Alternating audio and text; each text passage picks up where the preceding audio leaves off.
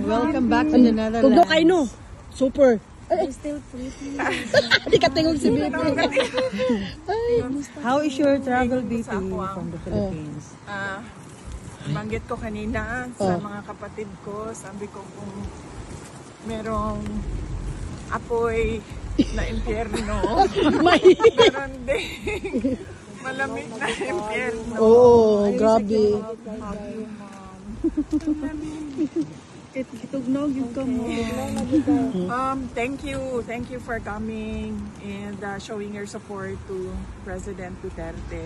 Tapos nagsabi siya na, kasi nabanggit ko kanina na merong mga Filipinos dito sa labas ngayon. Sabi niya na nakailang ulit na daw siya nasabi sa inyo na natanggap niya daw lahat ng messages niyo, na tanggap niya rin ang mga prayers ninyo, and do not daw parang sacrifice your health staying out in the cold.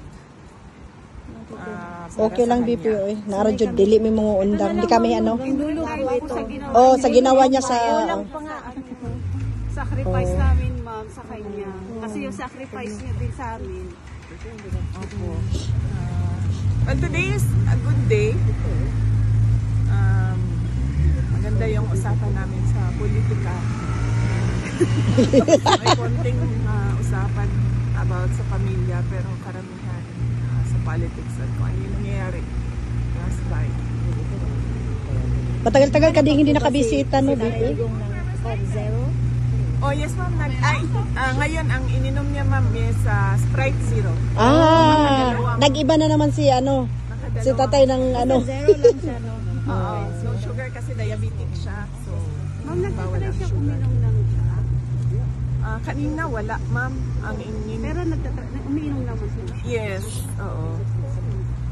Pag ano, yung mga medical personnel ang nag-handle sa kanya, yun lang ang binibigay sa kanya, pati ng mga lawyers, siya alam. At syempre kami. Kamusta po si Tatay Digong after sa third region? Oo, thank you. Madami ang sumali sa fun run. Oo Meron nga. ng iba pa na hindi tiga Davao na pumunta doon para sumali sa fun run. Mga taga ano BP, taga Glan, daghan nga to, Glan Sarangani. Oo. Papasalamat kami sa mga organizers. It was led by yung girlfriend ni ni Mayor Baste, si Kate. Si Kate, Cinderella. si Ma'am Kate. Oo, siya ang nag-organize noon, tapos tinulungan sila yung grupo niya ang nag-organize noon, tinulungan sila ng On Any Sunday Rider. So nagpapasalamat kami sa second Mayor Rodrigo Duterte Fund Run. At papasalamat din kami sa mga sumuporta dahil tinulungan nila yung dalawang charitable organizations na mag-benefit doon sa fund run. Ma'am, pwede Kamusta po si Tatay Digong after sa rejection po ng Hindi niya banggit kanina ma'am. Actually, hindi ko na tinake up kasi ayaw ko na ako yung tama. sa bawat